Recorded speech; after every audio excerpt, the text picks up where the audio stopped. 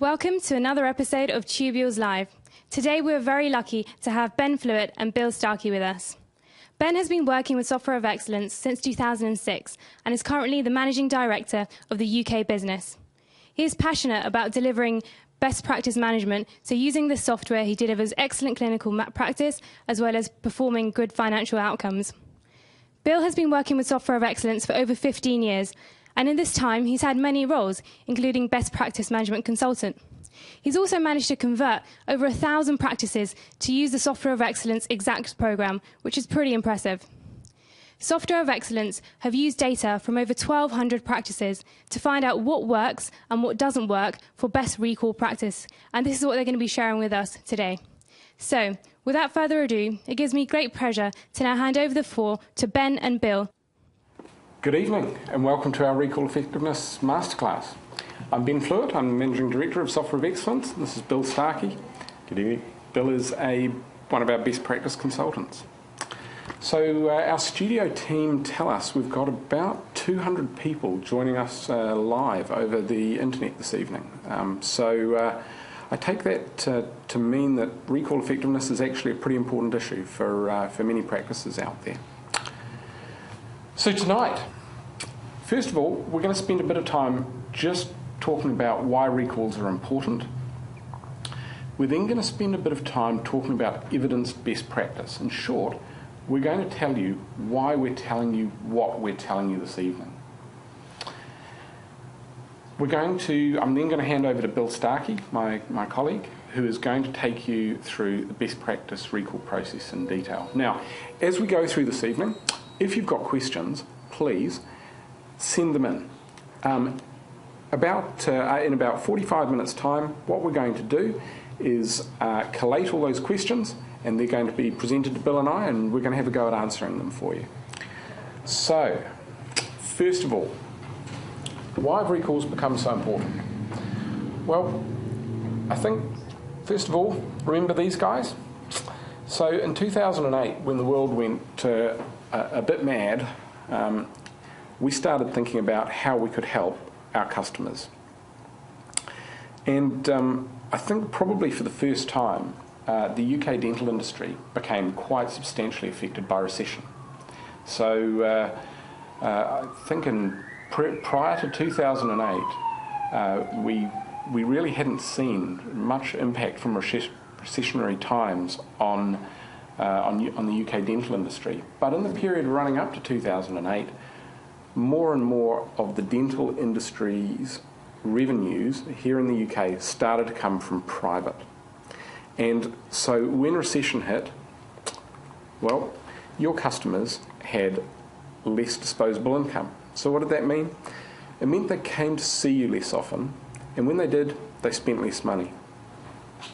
But there's a reason that we think recalls are going to be even more important in the coming years. So as most of you will already be aware, we have the NHS contract coming down the road towards us.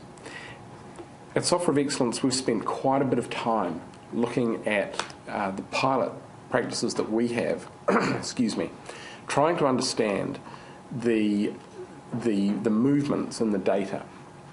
So we've seen some pretty interesting things. So first of all, just talk briefly about the contract.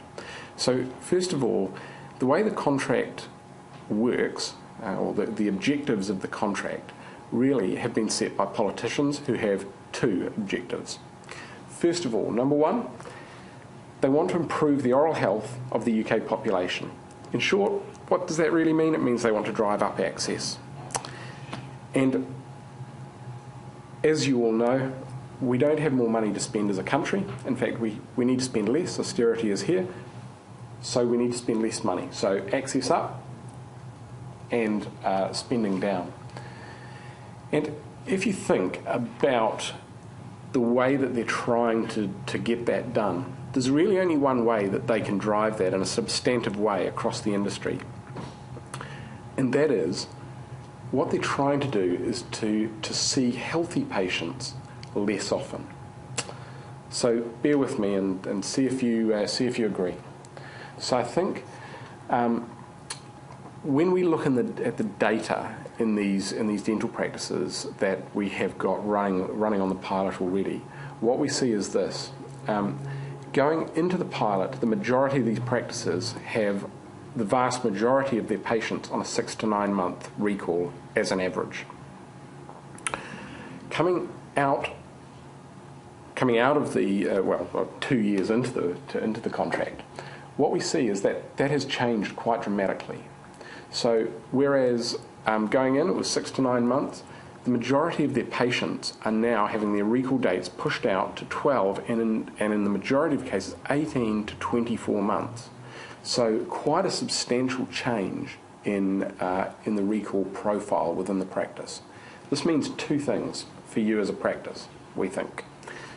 First of all, what this means is that NHS access will be quite considerably increased.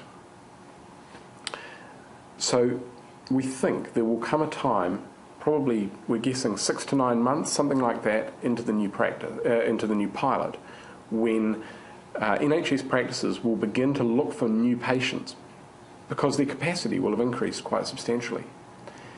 And then what we think is that there's a second effect, and that is that whereas at the moment you're seeing most of your patients every 6 months, that's going to change. You're going to now be seeing them every 12, 18, 24 months.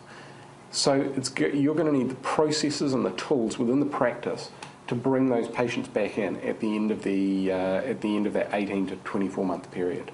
So recalls, we think, are going to become substantially more important. And by the way, if you're a private practice, I think the increased access is going to mean that patient loyalty within private practices is tested. So I think recalls are going to become even more important again in the private sector as well. Anyway, evidence-based practice. So the question is, how do you bring your customers back in?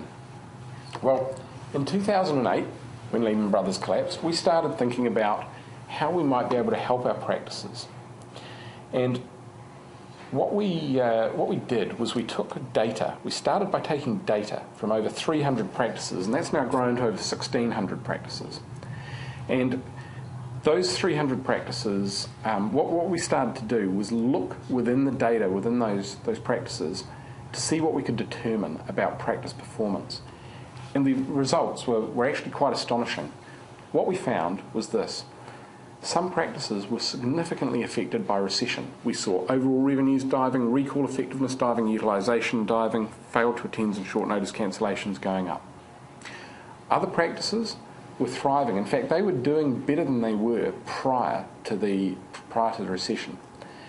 And as we looked deeper into the data, what we found is that one key difference was business systems.